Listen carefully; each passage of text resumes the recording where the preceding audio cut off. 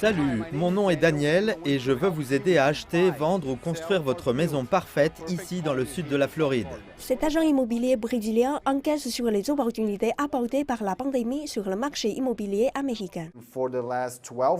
Au cours des 12 derniers mois, il fait très chaud. L'année dernière, j'ai vendu environ 10-11 propriétés, donc une fois que quelque chose va sur le marché, il disparaît très rapidement. C'est notre problème d'agent en ce moment. Et la plupart de ces ventes sont tirées par les médias sociaux.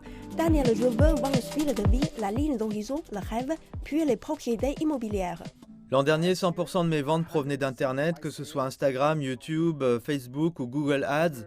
Après avoir créé une connexion, ils savent déjà que Daniel va à des démonstrations dans sa Harley Davidson, que Daniel aime faire du triathlon, qu'il a un chien mignon, et ils ont un lien avec moi.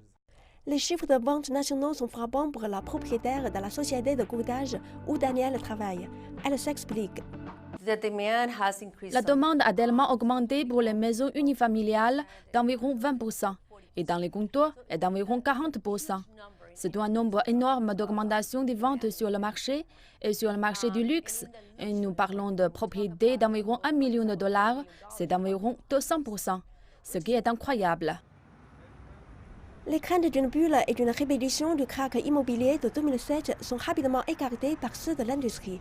Le prix de vente national moyen d'une nouvelle maison en 2021 a atteint 400 000 dollars.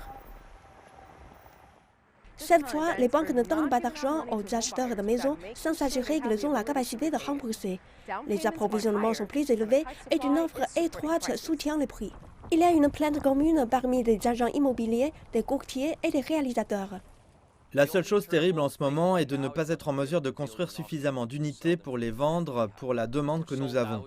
Parce que nous sommes épuisés et que nous n'avons pas assez d'inventaire pour les gens. Nous sommes actuellement à la recherche de terrains supplémentaires pour construire plus d'inventaire. Son projet de luxe à Black à Coconut Grove est complètement épuisé. Mais pourquoi tant de gens achètent maintenant pendant une pandémie?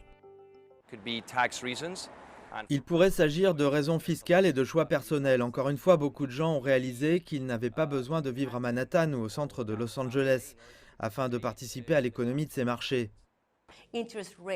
Les taux d'intérêt sont bas, les gens peuvent se le permettre. Il y a eu un grand changement sur le marché selon les experts du marché immobilier. Les acheteurs sont à la recherche de plus grands espaces. Oui, ils peuvent se détendre et profiter de temps de qualité avec leurs proches. La proximité du lieu de travail n'est plus une priorité.